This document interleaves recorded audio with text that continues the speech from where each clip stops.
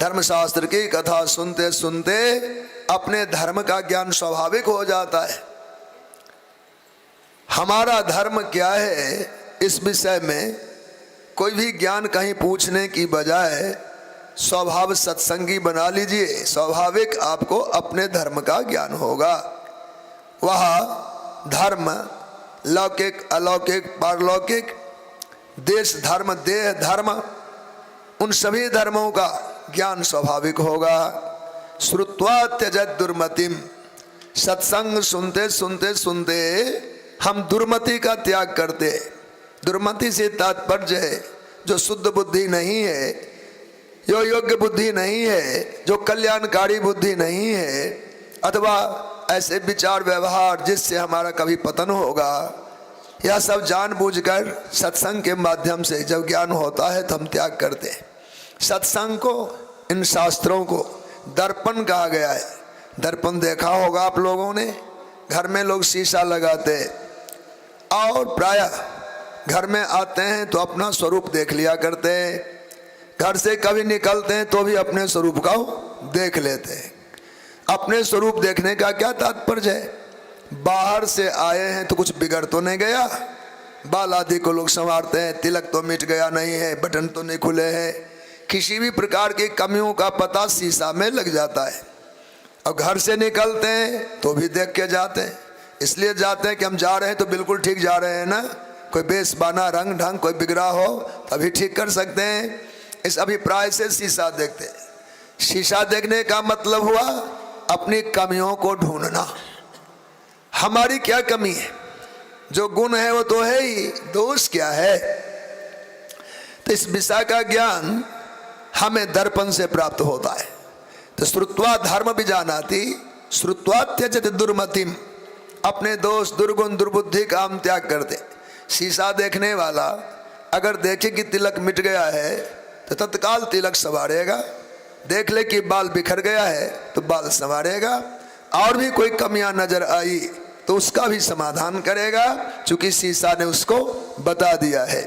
और शीशा जैसा सत्यवादी कोई होता भी नहीं है। आईना, एक शायर ने लिखा है, आईना मुंह पर कहता है साफ साफ, कोई पीछे से साफ साफ कहता हो, आईना मुंह पर बता देता है तुम गलत हो तुम सही हो, कमियां है कि विशेषता है, शीशा एकदम तत्काल हाजिर जवाब है।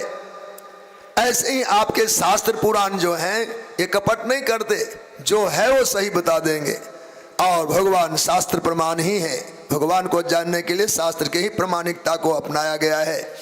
तो श्रुत्वा त्यजत दुर्मतिम, शास्त्र पुराणों की कथा सुनते सुनते सुनते सुनते अपने जीवन को हम लोग जानने लगते हैं, अनुभव करते हैं, मंथन करते हैं। जो अच्छाई है उसमें टिक लगाते हैं, जो बुराई उसमें क्रस लगाते हैं, चुन के रखा। इतनी कमियां तो अपने जीवन में है, आज हमने सत्संग सुना लगा ये तो कमी है, और जब पता चल जाता है तो निश्चित कोई व्यक्ति अपने जीवन में कमी नहीं रख सकता, वो सुधारने का प्रयास करता है।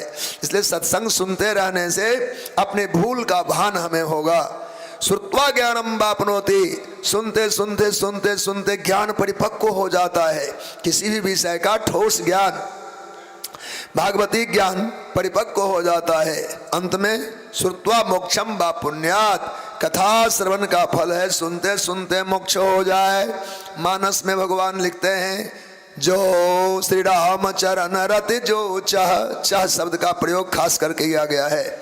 न चाहने वालों के लिए तो कुछ है नहीं, चाहने वालों के लिए कुछ बाकी नहीं। श्री राम चरण रति जो चाह, चाहते हैं कि हमारे रामचरण में रति हो, अथवा पद निर्वाण, अथवा प्रेम की अभिलाषा न करते हो, मुक्ति हो जाए, जान छूटे, कहीं से निकल जाए कैसे भी, ऐसी भी भावना हो तो निर्वाण माने मोक्ष, मुक्ति, कैवल्यादि पद। अथवा पद निर्वाण, उपाय क्या है? प्रेम सहित सो यह कथा करौ श्रवण पुटपान, प्रेम पूर्वक यदि भगवान की कथा ही सुनने का अभ्यास बना लिए जाए, बस एक उपाय से हम तर जाएंगे, भक्ति भी मिलेगी, मुक्ति भी मिलेगी। सुंदर कांड पढ़ते पढ़ते एक दोहा अंत में आता है, सकल सुमंगलदायक रघुनायक गुण गान, सादर सुनहित तरहि भव सिंधु बिना जल जान। सकल सुमंगल, टोटल मंगल जितने हो सकते हैं उनमें कोई वंचित नहीं रह जाएगा। सकल सुमंगलदायक, ऐसा कोई मंगल नहीं, ऐसा कोई शुभ नहीं, ऐसी कोई भलाई की बात नहीं, ऐसा जीवन में कोई सुख नहीं जो भगवान की कथा सुनने वाले को न मिले। सकल सुमंगलदायक रघुनायक गुणगान, असादर सुनहित तरहि भव, कहा सिंधु बिना जल जान। समुद्र में बिना नौका जहाज के भला कोई पार हो सकता है क्या? निश्चित ही कोई ना कोई साधन उसे अपनाना पड़ेगा। विचित्र बात है, बड़े महिमा की बात है भगवान की कथा का। जो भवसागर में तरना कठिन होता है, लेकिन यहाँ हमें नाव बेड़ा पोत किसी की जरूरत नहीं पड़ेगी और भगवान की कथा कीर्तन से हम तर जाएंगे। इतना सरल उपाय।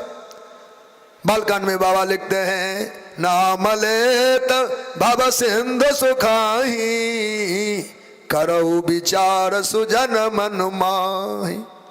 हे सज्जनों, जो सागर तरने के लिए कितना प्रयास करते, यत्न करते, उपचार करते हैं, भगवान का नाम लेने वाले साधकों के लिए यह भवसागर सूख ही जाता है।